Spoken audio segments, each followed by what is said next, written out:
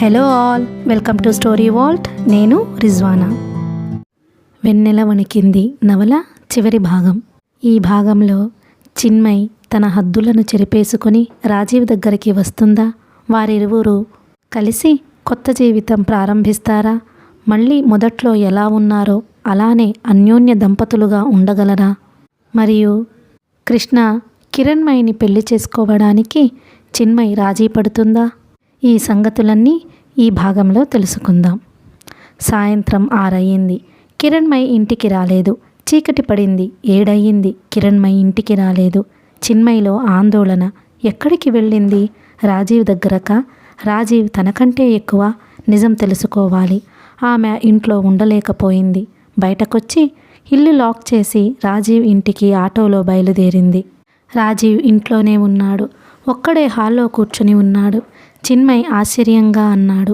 ఆమె గుమ్మం దగ్గరే నిలబడిపోయింది. చిన్మయ్, కొంచెం లోపలికి రా అన్నాడు.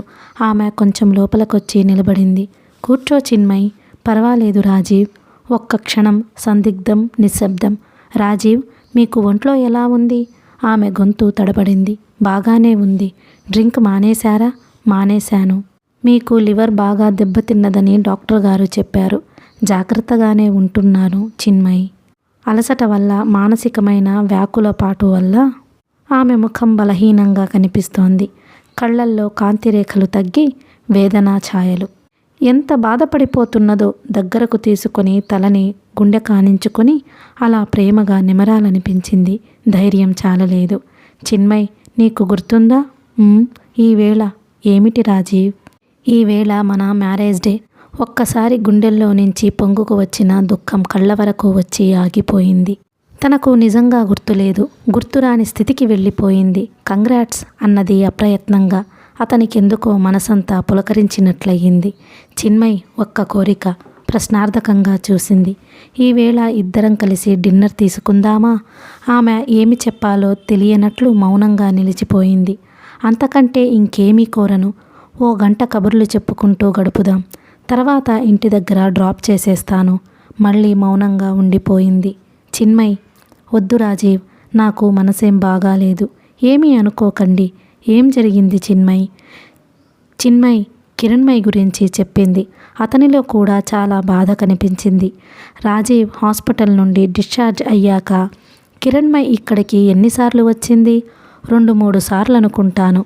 కిరణ్మయ్ తనతో చెప్పిన లెక్క ప్రకారం ఇంతవరకు కనీసం 10 సార్లైనా తండ్రి దగ్గరకు వెళ్ళి ఉండాలి. రాజీవ్, కిరణ్ అబద్ధాలు ఆడుతోంది. ఈరోజు ఇంకా ఇంటికి రాలేదు. అందుకే కంగారు పడి వచ్చాను. వస్తాను రాజీవ్. కిరణ్ గురించి ఇహ నుంచి జాగ్రత్తగా పట్టించుకోవాలి అంటూ అతని జవాబు కోసం ఎదురు చూడకుండా ఆమె బయటికి వచ్చేసింది. ఆటో బస్టాప్ మీదుగా సాగిపోతున్నప్పుడు చూసింది ఆ దృశ్యం. కిరణ్మయ్ కారులో ఓ యువకుడి ప్రక్కన ఇంచుమించు ఆనుకొని కూర్చుని ఉంది. గుండె జల్లుమంటూ ఉండగా ఆటోని కొంచెం స్లో చేయమంది. కిరణ్మయ్ కారులో నుంచి దిగింది. కారు ముందుకు దూసుకు వెళ్ళిపోయింది. ఆమె తనెక్కడ చూస్తుందోనని ఆటోను ముందుకు పోనివ్వమంది. శరీరంలో రక్తం వేడెక్కి మరిగిపోతోంది. కిరణ్మయ్ ఇంట్లోకి అడుగు పెట్టగానే తల్లి ఫేమ్ కుర్చీలో ఏదో పుస్తకం తిరిగేస్తూ కనిపించింది. తల ఎత్తి తన వంక చూస్తుందేమో, పలకరిస్తుందేమోనని ఎదురు చూసింది. చిన్మయ్ పుస్తకంలో నుంచి తలెత్తలేదు. కిరణ్మయ్ కాలు కాలిన పిల్లిలా కాసేపు అటూ ఇటూ తిరిగింది. తాను ఇంటికి వచ్చినట్లుగా ఆమెకు తెలియాలని కాలితో చిన్న చిన్న చప్పుళ్ళు చేసింది. చిన్మయ్ తల ఎత్తలేదు. చివరకు మమ్మీ అంటూ దగ్గరకొచ్చింది. చిన్మయ్ ముఖం కొంచెం ఎత్తి ఏమిటి అన్నట్టు చూసింది. మమ్మీ, నాకు ఆకలేస్తోంది. చిన్మయ్ జవాబు చెప్పలేదు. మమ్మీ, నిజంగా చాలా ఆకలేస్తోంది. చిన్మయ్ అప్పటికి ఏం మాట్లాడలేదు. మమ్మీ, ఇంటికి రావడం ఆలస్యం చేశానని కోపం వచ్చిందా? చిన్మయ్ కూతురి కళ్ళల్లోకి చూస్తోంది. ఏం చెబుతుందోనని. డాడీ దగ్గరకు వెళ్ళాను మమ్మీ. అక్కడ మాట్లాడుతుంటే ఆలస్యమైపోయింది. చిన్మయ్ ఇహ ఉద్రేకం ఆపుకోలేకపోయింది. నరాల్లో నుంచి ఆవేశం ఒక్కసారిగా పెళ్ళుబుకుని వచ్చింది. డాడీ దగ్గరకెళ్ళావా? యూ లాయర్ అంటూ లేచి నిలచుంది. ఏం జరుగుతున్నదో తెలుసుకునే లోపలే కిరణ్మయ్ చెంప పేలిపోయింది. అదిరిపడి చూసింది. చెప్పు, అతనితో ఎన్నాళ్ల బట్టి తిరుగుతున్నావు? మమ్మీ, చెబుతావా లేదా అంటూ జుట్టు పట్టుకుని అటూ ఇటూ కుదిపేసింది. బాధకు తట్టుకోలేక ఆమె తప్పించుకోబోతే 2 చెంపల మీద ఎడాపెడా ఇష్టమొచ్చినట్లు కొట్టింది. చెప్పు, ఎవరతను? ఎంతవరకు వచ్చింది మీ వ్యవహారం? అమ్మా అమ్మా కొట్టకమ్మా, చెప్పు, చెడిపోయావా లేదా? నువ్వు సర్వనాశనమయ్యావా లేదా? నేను చెడిపోలేదమ్మా, నేను ఏ చెడ్డ పని చెయ్యలేదమ్మా. కిరణ్మయికి దెబ్బలతో తల వాచిపోతోంది. కళ్ళు చీకట్లు క్రమ్ముతున్నాయి. ఒళ్ళు తూలిపోతోంది. అయినా చిన్మయి వదిలిపెట్టడం లేదు. అమ్మా అమ్మా, ఇంక కొట్టకమ్మా, చచ్చిపోతానమ్మా, నేనేం తప్పు చెయ్యలేదమ్మా. చెయ్యలేదా? పెళ్ళి కాకుండా, ఇంట్లో తెలియకుండా ఎవరితోనో తిరగటం తప్పు కాదు? కిరణ్, నీ మీద ఎన్ని ఆశలు పెట్టుకున్నానే. నిన్ను మంచి బుద్ధిమంతురాలిలా, ఆదర్శప్రాయమైన స్త్రీగా తీర్చిదిద్దాలని ఎన్ని కలలు కన్నానే. నీ భవిష్యత్తు మీద, నిన్నెంతో గొప్పగా చూడాలని ఎన్ని ఆశలు పెట్టుకున్నానే. ఎంత శ్రద్ధగా, అపురూపంగా నా సర్వశక్తులు ధారపోసి నిన్ను పెంచుకున్నానే. నా ఆశలు, కలలు అన్నీ నాశనం చేసి పారేశావు. నువ్వు పతనమయ్యావు. పో, నా కళ్ళ ముందు ఉండొద్దు. ఎక్కడికైనా వెళ్ళిపో, పోయి చచ్చిపో. కూతురి జుట్టు పట్టుకుని బలవంతం ఉపయోగించి బయటకు ఈడ్చి పారేసింది. వాకిట్లో కారాగింది. రాజీవ్ కారు దిగి కంగారుగా లోపలికి వచ్చాడు. అతన్ని చూడగానే కిరణ్మయికి పోతున్న ప్రాణం తిరిగి వచ్చినట్లయింది. డాడీ అంటూ తల్లి నుంచి విడిపించుకొని అతన్ని గట్టిగా కావలించుకుంది. అమ్మ నన్ను చంపేస్తోంది, నన్ను కాపాడండి డాడీ, దాన్ని వదలండి అంటూ చిన్మయి మళ్ళీ మీదకి రాబోతోంది. రాజీవ్ కూతుర్ని పొదివి పట్టుకొని ఓ ప్రక్కకు లాగి తాను అడ్డుగా నిలబడ్డాడు. చిన్మయ్, ఏమిటిది? నీకేమైనా పిచ్చి పట్టిందా? రాజీవ్, దాన్ని వదలండి, ఇంట్లో నుంచి బయటకి గెంటేయాలి. చిన్మయ్, నువ్వేనా ఇంత క్రూరంగా ప్రవర్తిస్తున్నది? రాజీవ్, తప్పు చేయకూడని తప్పు చేసిన వారి మీద దయ. నేనేం తక్కువ చేశానని అదింత అవినీతి పని చెయ్యాలి? చచ్చిపోయేదాన్ని, ఆత్మహత్య చేసుకుందామని అనుకున్నదాన్ని. దీనికోసం ప్రాణాలన్నీ దీని మీద పెట్టుకుని నాకే సుఖము లేకపోయినా, నా సొంత జీవితం అంటూ ఏమీ లేకపోయినా, అసలు నేనంటూ లేకపోయినా దాన్నే చూసుకుంటూ, దాని గురించి తాపత్రయపడుతూ, దాన్ని తీర్చిదిద్దుకుంటూ యుగాల్లా గడిచే రోజులు దుర్భరంగా వెళ్ళదీస్తూ 1000 కళ్ళతో దీన్ని కాపాడుతున్నాననుకుంటూ ఎలాగో గడిపాను. రాజీవ్, ఈరోజు సిగ్గు విడిచి చెబుతున్నాను. తెలిసి తెలియని స్థితిలో, నా ఒళ్ళు నాకు తెలియని స్థితిలో నేను తప్పు చేశాను. ఆ ప్రభావం నుండి, మానసిక క్షోభ నుండి బయటపడలేక ఇన్ని సంవత్సరాలు నన్ను నేను కాల్చుకుంటూ చంపుకుంటూ బ్రతికాను. దేనికోసం? ఒక నిష్కళంకమైన మచ్చలేని జీవితాన్ని నా కూతురిలో చూసి తరిద్దామని. లాభం లేదు రాజీవ్. అడుగు తీసి అడుగు వేస్తే ఆకర్షణ, ప్రలోభం, స్నేహాలు, ప్రేమలు, వాళ్ళ ఇష్టాలు, ఏ నిబంధన, ఏ శాసనము వాళ్ళని కంట్రోల్లో ఉంచలేకపోతోంది. Rajiv, I can't tolerate her. You can take her with you if you like. Rajiv ఆమె ముఖంలో వస్తున్న మార్పు చూసి చిన్మయ్ అంటూ ఆందోళనగా ముందుకు రాబోయాడు. అప్పటికే ఆమె తెలివి తప్పి పడిపోయింది. చిన్మయ్ మంచం మీద పడుకొని ఉంది నీరసంగా. కళ్ళు తెరిచే ఉన్నాయి. ప్రక్కనే కిరణ్మయ్ కూర్చొని ఉంది. ఆమె కళ్ళ వెంట నీళ్లు కారుతున్నాయి. ఎదురుగా రాజీవ్ కూర్చొని ఉన్నాడు. నాన్నగారు, నేను కృష్ణను ప్రేమించిన మాట నిజమే. అతనిలో మంచితనం, సంస్కారం, ఉన్నత భావాలు నన్ను కదిలించాయి. కానీ అంతవరకే. నాలో నైతిక విలువలు, యుక్తాయుక్త విచక్షణ జ్ఞానం, స్త్రీకి ఉండవలసిన జాగ్రత్త, స్త్రీ ఏదైతే పోగొట్టుకోకూడదో దాన్ని కాపాడుకోవలసిన బాధ్యత, ఇవన్నీ ఉన్నాయి. క్షణికావేశానికి లోనయ్యేటంతటి బలహీనురాల్ని కాను. నన్ను అష్టకష్టాలు పడి పెంచిన అమ్మకు, ప్రాణంలో ప్రాణంగా పెంచి నా మీద ఎన్నో ఆశలు పెట్టుకున్న అమ్మకు అన్యాయం చేసేటంత హీనురాల్ని కాను. అమ్మ దేవత. ఆమె మాటల్ని కాదని చరిత్రహీనను, పతితురాల్ని ఎప్పటికీ కాబోను. సమయం వచ్చినప్పుడు కృష్ణను గురించి చెబుదామనుకున్నాను. ఈలోగా చిన్న చిన్న అబద్ధాలు చెప్పిన మాట నిజమే గాని అవి మోసం చెయ్యడానికి కాదు. తొందరపడి అమ్మ మనసు నొప్పించటం ఇష్టం లేక అమ్మ అనుకుంటున్నట్లు, బాధపడుతున్నట్లు నేనే తప్పు చెయ్యలేదు నాన్నగారు. కృష్ణని కలుసుకునేదాన్ని. వారానికి 1-2 సార్లు అలా జరిగేది. కొంతసేపు మనసారా మాట్లాడుకొని విడిపోయేవాళ్ళం. అంతే. అంతకు మించి అడుగు ముందుకు వేయలేదు. అసలు ఆ ఆలోచనే ఇద్దరికీ లేదు. నా చదువు పూర్తయ్యాక మీరంతా ఇష్టపడితే మేము పెళ్లి చేసుకుంటాం. లేకపోతే ఆ ప్రమేయమే ఎత్తను. మొండితనం చేసి మిమ్మల్ని వేధించను. నా వల్ల మీకెలాంటి కష్టం రానివ్వను. కిరణ్మయ్ తల వంచుకొని చెప్పవలసినదంతా చెప్పేసింది. కృష్ణ ఎవరబ్బాయి అని అడిగాడు రాజీవ్. వాళ్ళ నాన్నగారి పేరు రజనీకాంత్. ఏ రజనీకాంత్? కిరణ్మయి వివరాలు చెప్పింది. రాజీవ్, చిన్మయ్ ఒకరి మొహంలోకి ఒకరు చూసుకున్నారు. చిన్మయ్ హృదయంలో చిన్న తుఫాను మొదలయ్యింది. రజనీకాంత్? అతను తన జీవితంలో పెద్ద ప్రాముఖ్యత వహించిన వ్యక్తి కాదు. మధ్యలో చిన్న చిన్న అలజడులు సృష్టించాడు. అతను నీచుడు. అతనంటే తనకు అసహ్యం. సమస్యలు లేకుండా ఎంత ప్రశాంతంగా గడుపుదామనుకున్నా అవి ఎలాగో చొచ్చుకు వస్తూ ఉంటాయి. మనిషి తనకు ఇష్టమైన పద్ధతిలో తనను తాను మలుచుకుంటూ తన పిల్లల్ని రూపొందించుకుంటూ బ్రతకలేడు. ఎప్పటికప్పుడు ఎదురుదెబ్బలు తగులుతూనే ఉంటాయి. కృష్ణ మంచివాడైనప్పుడు, యోగ్యుడైనప్పుడు అతన్ని తన కూతురికి చేసుకోవడానికి రజనీకాంత్ ఎప్పుడూ అడ్డం కాదు. అభ్యంతరం అతని వైపు నుంచి వస్తే తప్ప. కానీ ఇష్టం లేని వ్యక్తులతో కలయిక, వాళ్లతో సంబంధ బాంధవ్యాలు, వాళ్లను చిరకాలం భరించటం, అసంతృప్తి, సహజమైన అనుకూలమైన జీవితం గడపటం లేదన్న వేదన, వీటితోనే కలకాలం వెళ్ళబుచ్చటం. అసలు జీవితమంతా అసంతృప్తిగా రోజులు వెళ్ళబుచ్చటం ఎలా? ఎవరి బ్రతుకులైనా అంతేనా? అనుకున్నది అనుకున్నట్లు సాధిస్తూ సంతృప్తిగా మనుగడ సాగించడం ఎవరికీ సాధ్యం కాదా? చాలాసేపు నిశ్శబ్దంగా గడిచిపోయింది. నేను ఒకసారి కృష్ణని కలుసుకోవాలి అన్నాడు రాజీవ్. రజనీకాంత్ గదిలో ఒక్కడే కూర్చొని ఉన్నాడు. 1, 2, 3, 4, 5 పెగ్గు మీద పెగ్గు పూర్తయిపోతోంది. హృదయ క్షేత్రంలో పెను తుఫాను ప్రజ్వరిల్లుతోంది. తాను క్రమక్రమంగా జీవితంలో ఓడిపోతున్నాడు. ఎంతో లావిష్గా బ్రతికాడు. ఈ చేతులతో లక్షలు విరజిమ్మాడు. హార్స్ రేసెస్, గ్యాంబ్లింగ్, ఎడతెరిపి లేకుండా స్త్రీలు, పరభార్యలతో సంపర్కం, అవధులు లేని శృంగారం, కామలీలలు, జీవన మాధుర్యాన్ని జుర్రి పారేశాననుకున్నాడు. కానీ సాధించిందేమిటి? తన దగ్గర డబ్బు పుష్కలంగా ఉన్నప్పుడు మనుషులు ఈగల్లా ముసిరేవారు.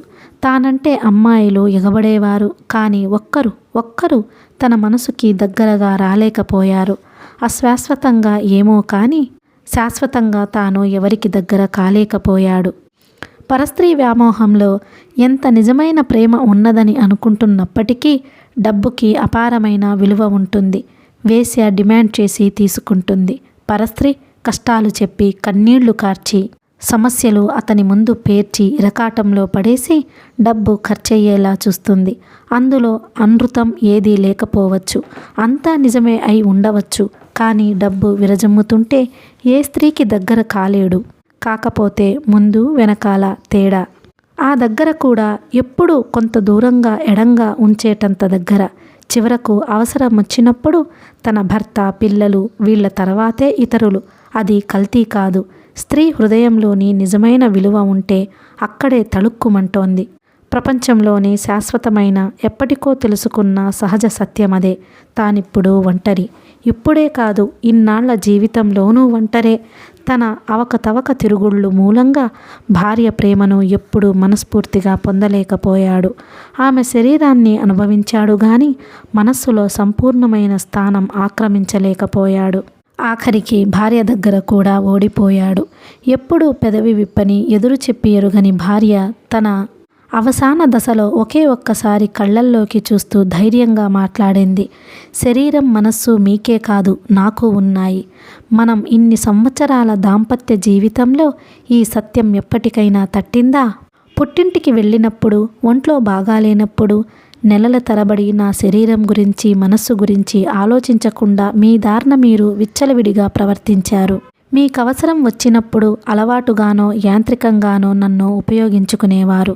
నాకు కోరికలుంటాయని, సమయాలను బట్టి అవి సతాయిస్తూ ఉంటాయని, విధిలేక వాటిని నిర్దాక్షిణ్యంగా అదిమేస్తూ ఎన్నో సంవత్సరాలు మీతో కాపురం చేశానని మీకు అర్థమవుతోందా? ఎందుకో ఆమెను చూస్తుంటే ఆ క్షణంలో భయమేసింది. తనకంటే ఎంతో ఎత్తుకు ఎదిగినట్లుగా అనిపిస్తోంది. చూడండి, 4 గోడలు దాటి కాలు బయట పెట్టని, బయట ప్రపంచమంటే ఏమిటో తెలియని అమాయకత్వం మూర్తీభవించిన ఆడదానిలో కూడా తప్పు చేయడానికి, చెడిపోవడానికి ఎన్నో అవకాశాలు విరుచుకుపడుతూ ఉంటాయి. మగాడు ఉపయోగించుకునే అవకాశాలు ఎక్కువ, ఆడది నిరాకరించే అవకాశాలెక్కువ. ఒక ఆడది చెడిపోకుండా ఉన్నదంటే ఆమెలో కోరిక లేక కాదు, తప్పు చేస్తున్నానని భయపడి కాదు, మగాడిని మోసం చేస్తున్నానన్న బాధతో కాదు. నైతిక విలువల పట్ల, మగాడి కన్నా ఎక్కువగా ఉన్న గౌరవం వల్ల. నాకు జీవితంలో అవకాశాలు వచ్చాయి, దుర్ఘటనలు జరగబోయాయి. వద్దు అనుకుని వాటిని నిర్దాక్షిణ్యంగా త్రుంచివేశాను. నేను శీలవతిగా మిగిలిపోయానంటే అది నా గొప్పతనం కాదు, కొంచెమో గొప్పో ఉన్న స్త్రీ సహజమైన సంస్కారం.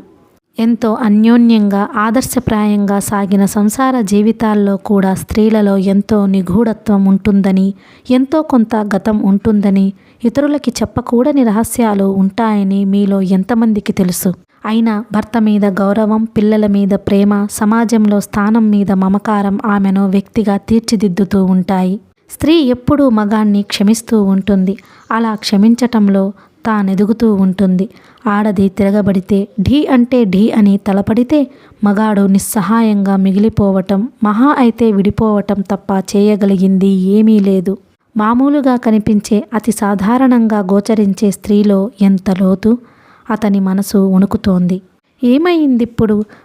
భార్య హృదయంలో సముచితమైన స్థానం సంపాదించలేకపోవటం చేత మంజు భార్గవి లాంటి స్త్రీలు తమ భర్తలని గౌరవించినంత మాత్రం కూడా తాను గౌరవించలేకపోయాడు. ఆమె జీవితంలో కొన్ని పొరపాట్లు చెయ్యని భర్తలోని మంచితనం, ఏమూలో మెరిసిన మానవత్వపు మెరుపు ఆమెను కదిలించింది. తన భర్త తర్వాతే మిగతా వాళ్ళు అనుకునేలా చేసింది. తాను ఆమెకు అన్ని హంగులు సమకూర్చాడు. మంచి ఇల్లు, ఐశ్వర్యం, ఆస్తి, అంతస్తు అన్నీ ఇచ్చాడు. అయినా ఆమె చేత గుర్తించబడలేకపోయాడు. ఆ బాధ వర్ణనాతీతం. ఇప్పుడు సమస్యలు అనేక కోణాల్లో నుంచి చీల్చి చెండాడుతున్నాయి. బిజినెస్లో దెబ్బ మీద దెబ్బ తిన్నాడు. అప్పులు విపరీతంగా పెరిగిపోయాయి. స్నేహితులు ఒకరొకరుగా దూరంగా జరిగిపోయారు. ఓదార్పు ఎక్కడ లభిస్తుంది? ఉన్న ఒకే ఒక్క కొడుకు తన పద్ధతుల్ని, అభిరుచుల్ని అసహించుకుని దూరంగా తొలగిపోయే ప్రయత్నంలో ఉన్నాడు. వైన్ షాప్ అతను ఇందాక ఫోన్ చేశాడు. సార్, మీ బిల్లు బాగా పెరిగిపోయింది. షాప్ నాది కాదు. పాత బిల్ ఇస్తే గానీ అరువు ఇవ్వం అన్నాడు. గుండె మీద వికృతమైన ముళ్ళు గుచ్చుకున్నట్లయింది. ఎంత వికారమైన పరిస్థితి! ఎంత అవివేకిగా, చల్లని తోడు లేకుండా భ్రాంతిని జీవితమనుకొని గడిపేశాడు. 6, 7, 8 ఒళ్ళు తెలియటం లేదు. కళ్ళ ముందు దృశ్యాలన్నీ మసకమసగ్గా గోచరిస్తున్నాయి. ఎదురుగా ఎవరో కదిలినట్లయింది. ఎవరు అన్నాడు. నేను, చాలా భయంగా యువతి గొంతు. నేనంటే? కళ్ళు పెద్దవి చెయ్యడానికి ప్రయత్నిస్తూ చీకటిని చీల్చుకుంటూ చూశాడు. కిరణ్మయిని, కృష్ణ కోసం వచ్చాను. బాగా ప్రయత్నం చేసి చూశాడు. చీకటిగా ఏమీ లేదు. గదిలో లైటు వెలుగుతూనే ఉంది. ఊరికనే తన అపోహ. లోపలకు అడుగుపెట్టి గుమ్మానికి అవతలగా ఆమె నిలబడి ఉంది. తన వంక భయం భయంగా బిక్కుబిక్కుమంటూ చూస్తోంది. లేచి ఒక్కొక్క అడుగు వేసుకుంటూ తూలుకుంటూ అటువైపు నడిచాడు. ఆమె కళ్ళప్పగించి చూస్తూ నిలబడింది. ఆకాశం నుంచి రాలిపడిన అమాయక నక్షత్రంలా సూర్యుడి నుండి శాశ్వతంగా విడివడి భూమి మీద నివాసం ఏర్పరచుకున్న ఆదిత్య కిరణంలా ఆమె మెరిసిపోతోంది. నువ్వు చిన్మయివి కదూ? కిరణ్మయిని కాదు, చిన్మయివి. ఆమెకు భయం వేసింది. అతని వాలకం, ఎర్రటి కళ్ళు అక్కడి నుంచి పారిపోవాలనిపించింది. అతనిలో రకరకాల భావాలు ఉత్పన్నమవుతున్నాయి. తనకి తానే అర్థం కావటం లేదు. గతం ఎన్నో రూపాలలో సాక్షాత్కరిస్తుంది. ఉన్నట్లుండి హృదయాంతరాళంలోంచి కోపం కట్టలు తెగి పొంగింది. చిన్మయ్, నీకు గర్వం. నువ్వు చాలా అతీతమైన దానివని, రాజీపడే గుణం లేని దానివని నీలో అహం. ఆ అహంతోనే నీ జీవితాన్ని కాల్చుకున్నావు. దారుణంగా ఓడిపోయావు. అయినా నీలో ఆ పొగరు తగ్గలేదు. చిన్మయ్, ఎన్నోసార్లు నీ మీద ప్రలోభపడ్డాను.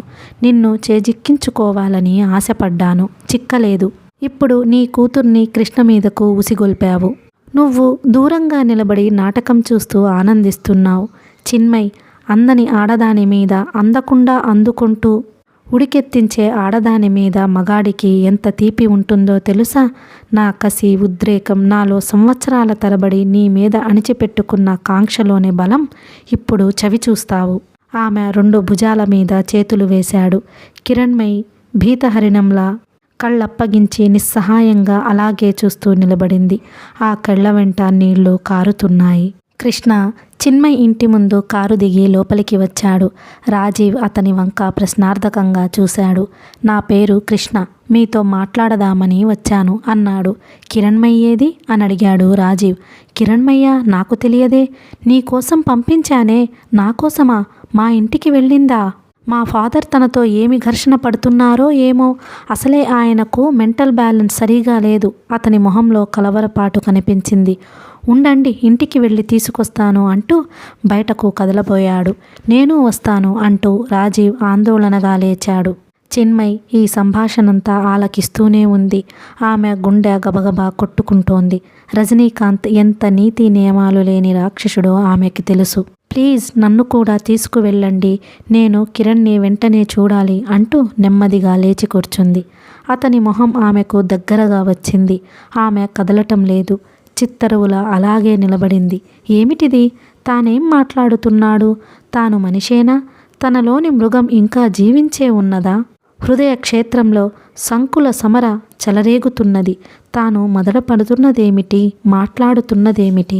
క్రమంగా అతనిలో మృగం చచ్చిపోయి మానవత్వం మేలుకుంటున్నది. చిన్మయ్ అన్నాడు. దూరాన ఎక్కడో ఉండి నిన్ను నువ్వు ఊహించుకుంటూ ఇతరులకి కనికరం పంచిపెట్టిన దేవతా స్త్రీలా నువ్వు ఇప్పుడు నీ మీద నాకు కోపం లేదు, కాంక్ష లేదు. ఒక అద్భుతమైన దైవత్వంతో కూడిన గౌరవమే, ఆరాధనే, పవిత్ర భావమే, అంతే. కిరణ్మయ్ మీ కూతురని తెలుసు. కృష్ణకు ఇంతకంటే మంచి సంబంధం దొరకదు. నాలాంటి వక్రబుద్ధికి పొరపాటున జన్మించిన కృష్ణ ఈ వాతావరణంలో ఉండకూడదు. వాణ్ణి నా నుంచి తీసుకువెళ్ళిపోండి. నా రాక్షస ఒంటరితనంలో నన్ను మగ్గనివ్వండి. జీవితానికి, అందమైన సృష్టికి, నీతికి, నైతిక విలువలకి నిర్వచనం లేకుండా బ్రతికిన నాకు మా కృష్ణని మీలో కలుపుకొని శాంతినివ్వండి. మీరు కారుణ్యం కురిపిస్తూ. అతను మాట్లాడలేకపోతున్నాడు. ఏం చెప్పాలనుకున్నాడో స్పష్టంగా తెలియటం లేదు. వెక్కి వెక్కి ఏడుస్తున్నాడు. తలుపు దగ్గర నిలబడి ఉన్న రాజీవ్, కృష్ణ, చిన్మయ్ ఈ దృశ్యం చూస్తూ నిశ్చేష్టులై ఉండిపోయారు. చిన్మయ్, సాయి కృష్ణ ఎదురెదురుగా కూర్చున్నారు. అప్పటికి చీకటి పడింది. కిటికీలో నుంచి శీతల వాయువులు వీస్తున్నాయి. వాతావరణం బరువుగా, మూగగా, చిలికే విషాదంలా ఉంది. కిరణ్ అన్నాడు కృష్ణ. ఆమె తల ఎత్తి అతని వంక చూసింది. ఇలాంటి నిర్ణయం ఎందుకు తీసుకున్నావు? కృష్ణ అంది. నా లేత వయసులో అమ్మా నాన్నలు కలిసి ఉండటం ఏం చూశానో తెలియదు. ఆ తర్వాత అమ్మే నా జీవితంలో పెనవేసుకుని ఉంది. అనుక్షణం నా కోసం తన జీవిత సర్వస్వాన్ని ధారపోసిన అమ్మ. ఆ శోకమూర్తే, ప్రేమమూర్తే నాకు తెలుసు. తనలోని అణువణువును నా భవిష్యత్తు కోసం వినియోగించిన ఆ శోకమూర్తే నాకు తెలుసు. పవిత్రత తప్ప కల్మషం, అవాస్తతకు దగ్గరగా చేరనివ్వని ఆ పుణ్యమూర్తే నాకు తెలుసు. ఇప్పుడు ఆమె జీవితానికి ఓ నిండుతనం లేకుండా, సార్థకత లేకుండా, చీకట్లో ఒంటరిగా వదిలేసి నా దారిన నేను పెళ్లి చేసుకుని నా స్వార్థం కోసం బయటకి వచ్చేయడానికి నాకు మనసు అంగీకరించటం లేదు. ఆమెను ఏకాకిగా వదిలేసి నా జీవితంలో సంపూర్ణత్వాన్ని ఎలా వెతుక్కోను? నా వల్ల కావటం లేదు. అందుకే నేను తనతో పాటే అలా ఉండిపోదలుచుకున్నాను అంది కిరణ్మయ్. మరి నేనేం కావాలి కిరణ్? చాలా జాలిగా, దీనంగా అడిగాడు కృష్ణ. కొన్ని సత్యాలు దూరంగా ఉన్నప్పుడు నిర్ణయాలు తీసుకునేటప్పుడు కానీ బోధపడవు. జీవన ప్రాంగణంలోకి పూర్తిగా అధికారాలతో అడుగుపెట్టే సమయం వచ్చే వరకు ఈ సత్యం నాకు అర్థం కాలేదు. నైతిక విలువలు, వాటి వెనుక ఉన్న మహత్తర చరిత్ర అవగతం కాలేదు. మీ నాన్నగారు మీ అమ్మగారి కోసం ఎంతో తల్లడిల్లిపోతున్నారు, ఆరాటపడుతున్నారు. ఆయన కూడా ఒంటరితనంతో మగ్గి అలసిపోయి ఉన్నారు. ఆయనలోని ప్రతి అణువు ఆమె ఆహ్వానిస్తూ అర్రులు జాస్తున్నది. ఆమె ఎందుకని ఆ ఆహ్వానాన్ని మన్నించలేకపోతున్నది?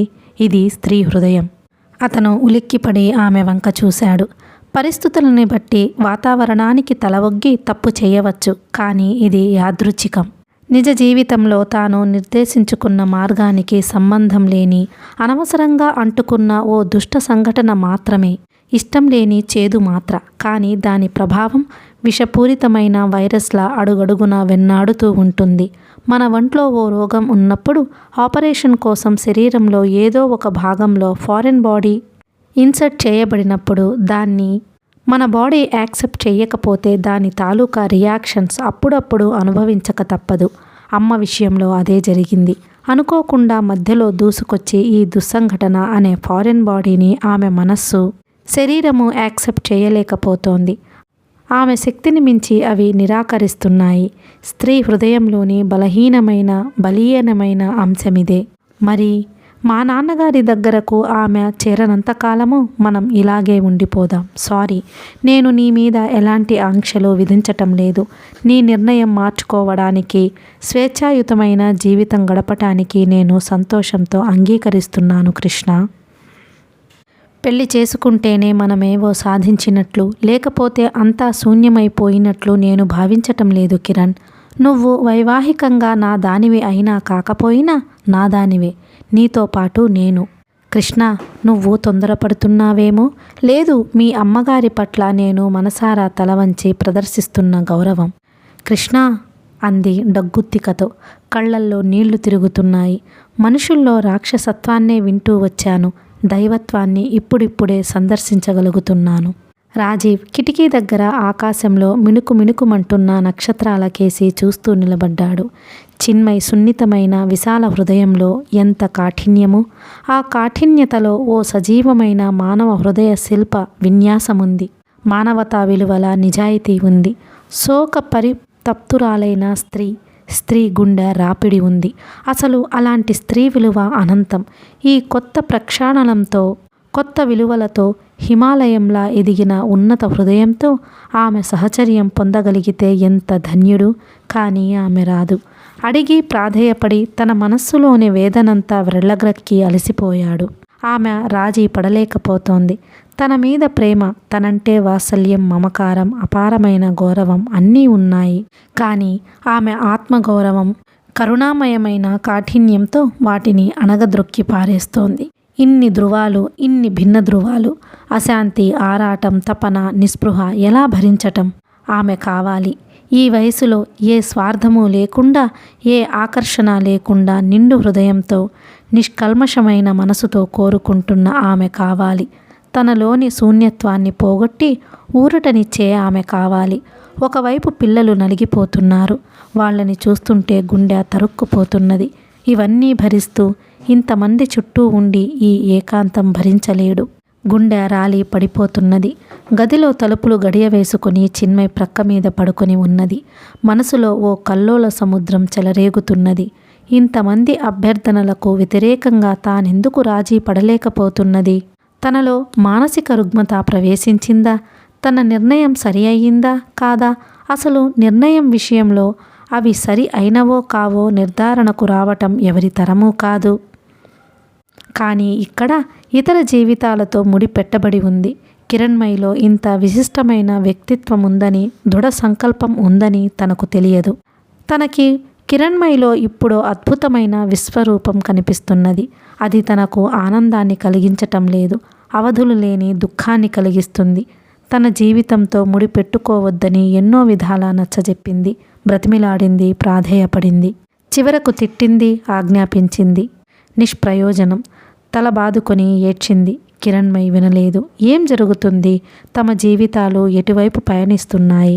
ఒక పతిత, పధిత, పరతప్త, పరిత్వక్త, శోక, వేదన, పరిదగ్ధ మానవ హృదయమా? రగిలి, మసిలి, మరిగి, ఆవిరై, బూడిదై, ఆహుతై, శాశ్వతమైన శూన్యమై, తునాతున్కలైన జీవన మధు భాండమై, శిథిల సకలమై, అస్థిపంజర సదృశ్యమై, నిర్జీవ ప్రాణమై, నిస్సారమై, చరిత్రహీన ఆకాశమై, ఓటిపోయిన క్షేత్రమై, స్తంభించిన ప్రకృతి అయి, మూగ కంఠ ఆర్తనాదమై, విరయపూబోయి, చేతగాక వణికి తొణికిన వెన్నెలై, చేజారిపోయి చీకటిగా మారిన వెలుగై, కళ్ళ ముందు ఏవేవో దృశ్యాలు. ఆ బలహీన దశలో మసకమసగ్గా ఉన్న మనోనేత్రం ముందు మనోధర్మాన్ని నిర్వర్తిస్తూ అస్పష్టంగా ఏవేవో దృశ్యాలు. వీణుల్లో వింత వింత ధ్వనులు. చిన్మయ్ రాజీవ్ గొంతు. ప్రకృతిలో ఆలపించబడిన అపస్వరం ఇద్దరిని క్రూరంగా విడదీసింది. అదో భయంకరమైన చీలిక. ఈనాడు చేరిక కోసం నా హృదయం తహతహలాడిపోతున్నది. నువ్వు నేరస్తురాలిగా నేననుకోవటం లేదు. నేనే నేరస్తుడని. పరిస్థితులని, మనిషి స్వభావాన్ని అర్థం చేసుకోక, సహనం లోపించి కేవలం అహంతో శాశ్వత పరిణామాలు రుద్దే ప్రతి మనిషి నేరస్తుడేనని నేను క్షమాపణలు కోరుకుంటున్నాను. నన్ను క్షమించవా? నీ సహచర్యం నాకు ప్రసాదించి కనికరించవా? నాకో తోడై ఊరటై నీ నీడలో ప్రశాంతంగా జీవించే అవకాశం ఇవ్వవా? నేను రాజీ పడలేకపోతోంది. ఇది మనోక్షాళనమా? దారుణమైన ఆత్మవంచన. కళ్ళల్లో నీళ్లు తిరుగుతున్నాయి. అమ్మా కిరణ్మయి గొంతు. చిన్మయి ఉలిక్కి పడింది. బయట నుంచి పిలుస్తోందా? లేదు. ఏవేవో భావాలు. అమ్మా, ఇంత సుదీర్ఘమైన జీవితంలో విస్తృతంగా విశాలంగా మన ఇష్టాలతో నిమిత్తం లేకుండా పరుచుకున్న పరిధిలో ఎన్నో వందల వేల రకాల విభిన్న మనస్తత్వాలు గల మనుషులు నడయాడే ప్రపంచంలో క్షణం మారే వికృత విపరీత వాతావరణంలో పొల్లు పోకుండా అటూ ఇటూ తడబడకుండా శ్రావ్యమైన సరళ రేఖలాగా మనుగడ సాగించటం, చిన్న పొరపాటు జరగకుండా ఉండటం అసాధ్యం కావచ్చు.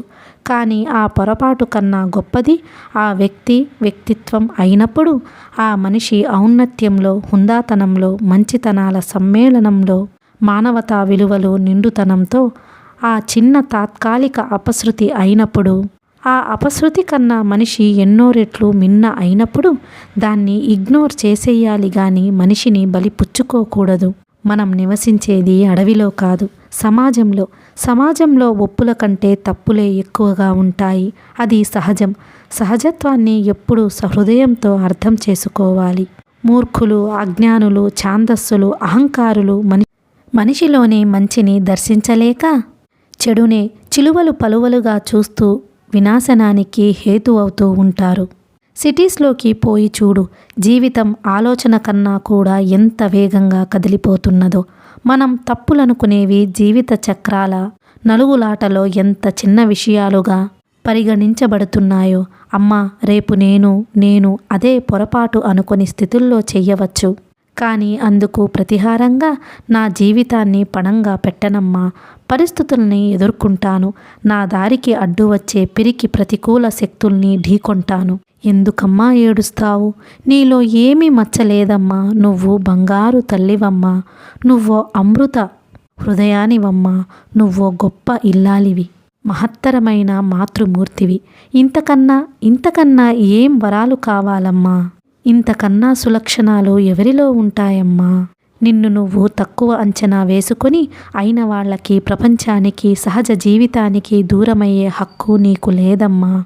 నీ గొప్పతనంలో అవసరం, పునీతత్వంలోనే పూజా పరిమళం, అల్పజ్ఞులైన వారికి ప్రసాదించే బాధ్యత నీకున్నదమ్మా.